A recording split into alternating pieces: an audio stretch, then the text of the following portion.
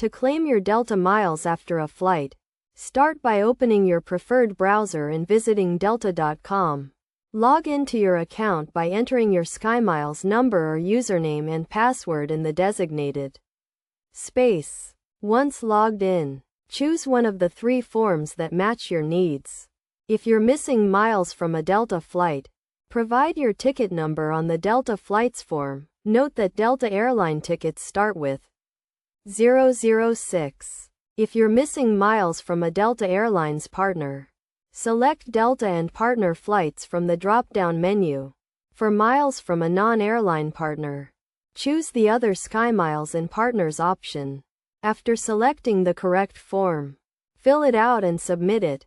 If you encounter any issues claiming your Delta miles, you can call customer support for assistance.